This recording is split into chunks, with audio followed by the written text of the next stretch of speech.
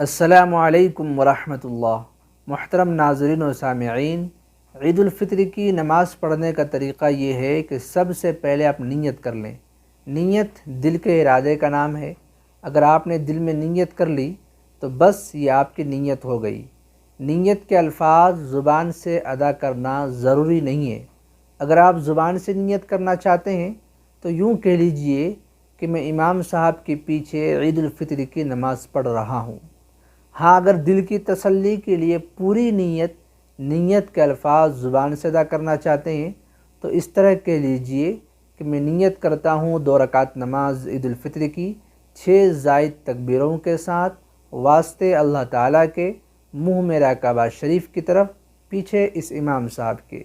اور اگر کوئی امام ہو تو اس کے لیے امامت کی نیت کرنا افضل ہے۔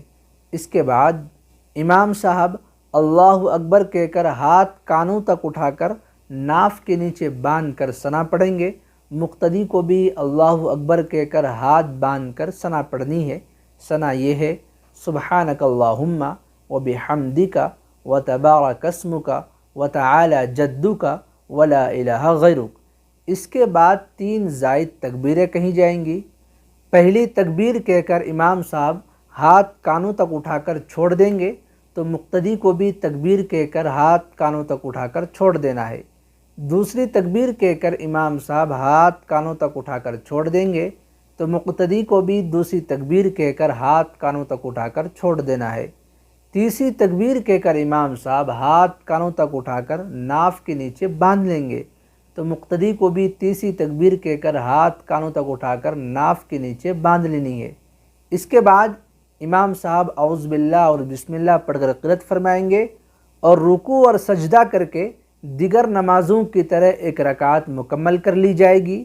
دوسری رکعت میں کھڑا ہوتے ہی امام صاحب بسم اللہ پڑھ کر قرأت فرمائیں گے، پھر رکوع میں جانے سے پہلے 3 زائد تکبیریں کہی جائیں گی اور تینوں تکبیر میں ہاتھ کانوں تک اٹھا کر چھوڑ دیں گے۔ دیکھیے اس طرح: پہلی تکبیر کہہ کر امام صاحب ہاتھ کانوں تک اٹھا کر چھوڑ دیں گے تو مقتدی کو بھی تکبیر کہہ کر ہاتھ کانوں تک اٹھا کر چھوڑ دینا ہے۔ دوسری تکبیر کہہ کر امام صاحب ہاتھ کانوں تک اٹھا کر چھوڑ دیں گے تو مقتدی کو بھی دوسری تکبیر کہہ کر ہاتھ کانوں تک اٹھا کر چھوڑ دینا ہے۔ تیسری تکبیر کہہ کر امام صاحب ہاتھ کانوں تک اٹھا کر چھوڑ دیں گے تو مقتدی کو بھی تیسری تکبیر کہہ کر ہاتھ کانوں تک اٹھا کر چھوڑ دینا ہے۔ یہاں تک تکبیرات مکمل ہو گئی۔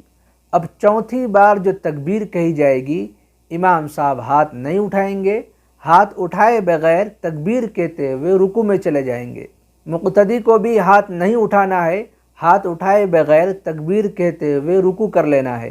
بقیہ نماز کو دیگر نمازوں کی طرح مکمل کر لی جائے گی، یعنی دیگر نمازوں کی طرح 2 سجدوں کے بعد التحیات، درود شریف اور دعا پڑھ کر سلام پھیر دے۔ سلام کے بعد دعا ہوگی۔ اس کے بعد امام صاحب 2 خطبہ دیں گے۔ خطبے یاد نہ ہو تو دیکھ کر بھی پڑھ سکتے ہیں، مگر یہ یاد رکھیے کہ جب خطبہ شروع ہو جائے تو وہاں موجود لوگوں پر خطبہ سننا واجب ہے۔ توجہ کے ساتھ خطبہ سنیں، خطبہ سنے بغیر گھر نہیں جانا چاہیے۔